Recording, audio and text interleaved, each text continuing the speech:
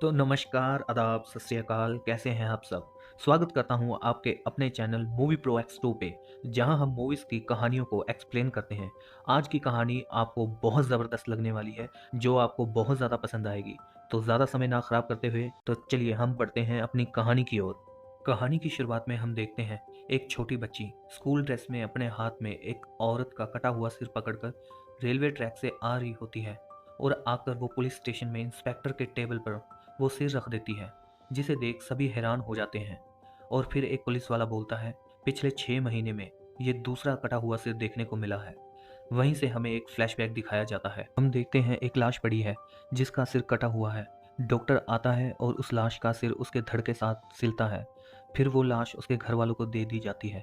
तो पता चलता है कि ये लाश तिरुपति की लाश है, जो बहुत घटिया आदमी था।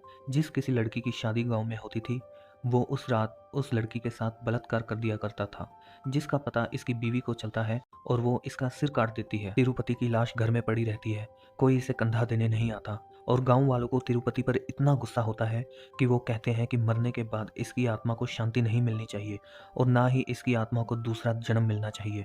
फिर पंचायत में पंडित एक तरीका बताता है जिससे तिरुपति की आत्मा को कभी शांति नहीं मिले।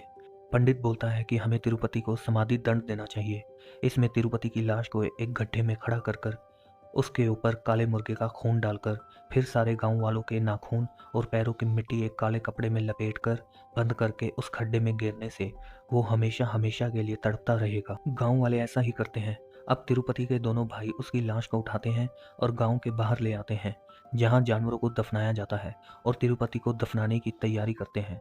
तिरुपति का भाई उनसे विनती करता है कि अब तो वो मर चुका है, उसकी लाश के साथ ऐसा मत कीजिए। पर गांव वाले उसकी लाश को मिट्टी के खड्डे में खड़ा कर देते हैं और तिरुपति की आत्मा उनसे हाथ जोड़कर माफिया मांगती है। वो बोलता है कि उसकी सजा उसकी बीवी ने उसका सिर काटकर पहले ही दे दी है। मेरी लाश के साथ ऐसा मत कीजिए, लाश को जला दो। पर गांव वालों को कुछ सुनाई नहीं देता। वो उसकी लाश के ऊपर मुर्गे का खून डालते हैं। फिर गांव वालों के पैरों के नाखून और पैरों की मिट्टी डालकर उसको दफना देते हैं। फिर तिरुपति की आत्मा बोलती है चिल्लाते हुए कि मैं तुम में से किसी को भी नहीं छोड़ूंगा। आज के बाद इस गांव में किसी को कोई खुशी नहीं मनाने दूंगा। तुम सबको खून के आंसू रुलाऊंगा। तेज हवाएं चलती हैं और गांव वाले वहां से चले जाते हैं। तभी दूसरी ओर हिमालय में एक साधु अपनी दिव्य दृष्टि से तिरुपति को शैतान बनते हुए देखता है और अपने शिष्य को बोलता है। फिर शिष्य बोलते हैं कि गुरुदेव, इसको रोकने वाला कोई नहीं। साधु बोलता है, अगर यहाँ शैतान का जन्म हुआ है तो कहीं ना कहीं भगवान ने भी जन्म ले लिया होगा। आगे हम देखते हैं गांव में सरपंच की बेटी की शादी होती है। शाम के समय पंडित दूल्हा दुल्हन को आशीर्वाद देने के लिए जा रहा होता है। रास्ते में उसकी स्कूटी रुक जाती है। इतने में वहां बैठे कुछ लड़के पंडित को अपनी ओर बुलाते हैं और पंडित उनके पास जाता है तो पता चलता है कि वो लड़के दारू पी रहे होते हैं और पंडित को भी पीने को बोलते हैं। पंडित भी पीता है और फिर उनमें से एक लड़का बोलता है, जिस लड़की से मैं बहुत प्यार करता था, तुमने उसकी शादी किसी और से करवा दी। उस लड़की का मैं बलात्कार कर कर इसका इल्जाम उस मुर्दे तिरुपति पर लगा दूंगा। पंडित को ये बात सुनकर गुस्सा आता है और वो वहां से चला जाता है। स्कूटर स्टार्ट करते ही पंडित को टॉयलेट का प्रेशर आता है। पंडित तिरुपति से इतनी नफरत करता था कि वो तिरुपति की कब्र पर टॉयलेट कर देता है। तभी पंडित के पैर में कांटा चुभता है और उसके पैर से खून निकलने लगता है और खून सीधा तिरुपति की कब्र पर गिरता है और तिरुपति पंडित के जिस्म में आ जाता है। अब तिरुपति वहां आता है पंडित के रूप में और नए दूल्हा दुल्हन को आशीर्वाद देता है। फिर हम आगे देखते हैं, तिरुपति रात को उनके कमरे में आ जाता है, लड़के को मार के साइड में फेंक देता है और लड़की के साथ जबरदस्ती करता है। लड़की खुद को बचाने के लिए भागने की कोशिश करती है। तभी तिरुपति उसके बाल पकड़ लेता है और उसके बालों को चमड़ी के साथ ही निकाल देता है। उसके बाद उसके साथ हैवानियत करता है।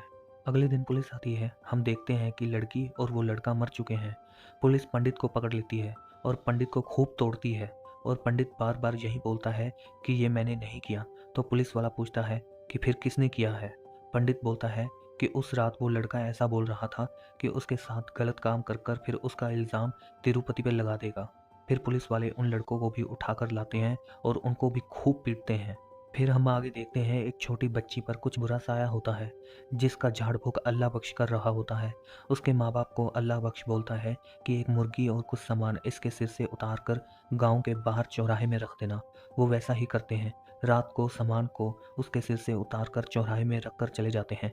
तभी गांव के बाहर से एक आदमी आता है और वो देखता है कि कोई उस मुर्गी को खा रहा है। वो देखकर हैरान हो जाता है। आगे हम देखते हैं एक ढाबे पर एक आदमी अपनी बेटी की शादी का कार्ड अपने दोस्तों को देता है। तभी वहाँ वो अल्लाह बख्श को भी देखता है और अल्लाह बख्श को कार्ड देता है शादी का। अल्लाह बख्श उस आदमी को बोलता है कि अभी अभी गांव में इतना बड़ा हादसा हुआ है, तुम इतनी जल्दी क्यों कर रहे हो। वो आदमी बोलता है कि वो पंडित शराबी था जिसने नशे में ये हरकत की है और पुलिस ने उसको पकड़ लिया है। आप फिक्र मत करना, आप शादी में ज़रूर आइएगा।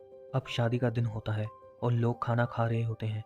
वो सरपंच खाना खाकर उठकर शगुन देने जाता है। 116 रुपए का, तो इतना सा शगुन बोलकर उसका अपमान कर देते हैं लड़की वाले, और जिस बात पर वहाँ झगड़ा हो जाता है। वो सरपंच शाम को अपने घर जा रहा होता है, तभी उसको टॉयलेट का प्रेशर पड़ता है। वो सरपंच तिरुपति की कब्र पर जाकर टॉयलेट करता है। तभी उसके पैर में कांटा चुभता है और खून तिरुपति के ऊपर गिरता है, और तिरुपति अपनी कब्र से बाहर निकलकर सरपंच में आ जाता है और उस लड़की के घर में पहुंच जाता है। घर पहुंचकर पता चलता है कि वो दूल्हा दुल्हन अपने घर पर नहीं है। तो तिरुपति अपनी शैतानी शक्ति से देखता है तो उसको पता चलता है कि वो दोनों खेतों में है।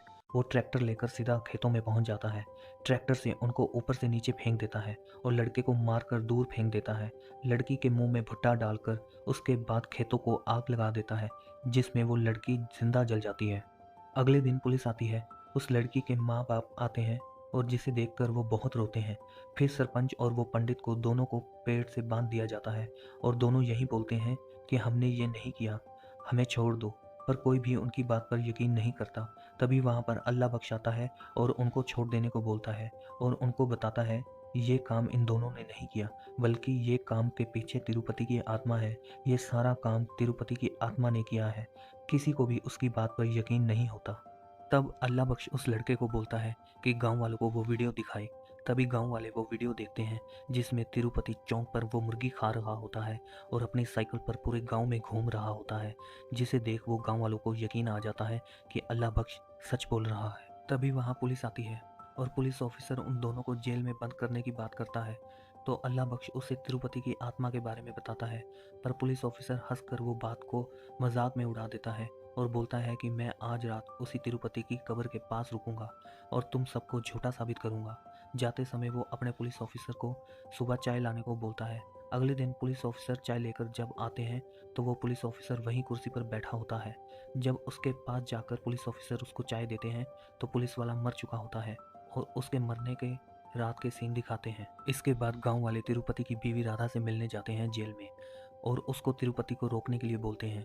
वो बोलती है कि आप लोगों ने ये क्या किया, उसका सिर काट कर मैंने उसको सज़ा दे दी थी, आप लोगों ने उसको समाधि दंड देकर फिर से जिंदा कर दिया है, अब मैं उसको कैसे रोक सकती हूँ।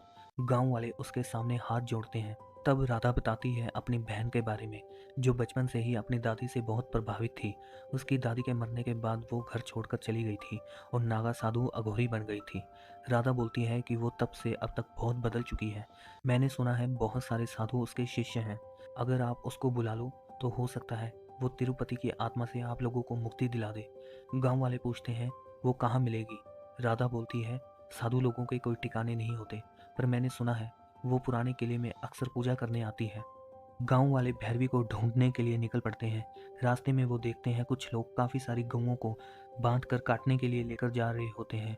तभी वहाँ एक साधु आती है जो उनको वो गऊओं को छोड़ने के लिए बोलती है, पर वो नहीं छोड़ते। उन सब की धुलाई करती है और उन गऊओं को वापस वहीं छोड़कर आने को बोलती है। तभी गांव वाले समझ जाते हैं कि यही भैरवी है।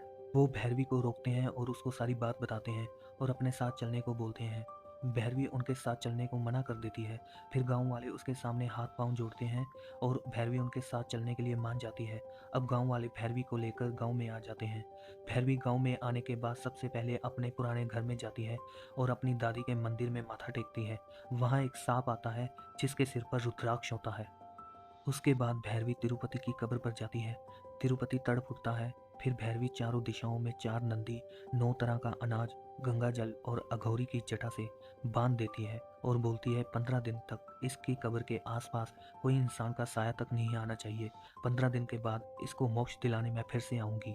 उनमें से एक आदमी बोलता है कि माँ आप 15 दिन तक यहीं रुक जाइए। भैरवी मान जाती है। एक आदमी वहां बैठकर उसकी रक्षा कर रहा होता है।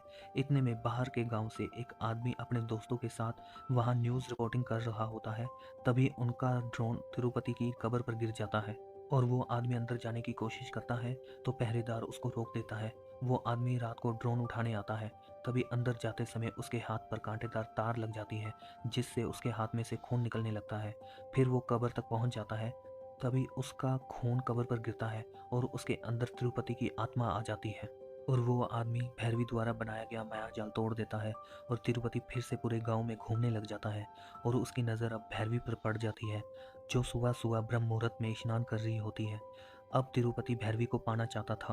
वो मंदिर के अंदर पाँव रखने की कोशिश करता है, पर एक नाग आकर उसको रोक देता है। तिरुपति वो नाग को देखकर वहां से भागने लगता है और नाग उसका पीछा करने लगता है। वो नाग तिरुपति को उसकी कब्र तक ले आता है। तभी वहां भैरवी आती है, जो तिरुपति को उसकी कब्र में भेज देती है।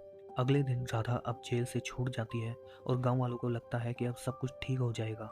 15 दिन बाद उनको तिरुपति की आत्मा से छुटकारा मिल जाएगा।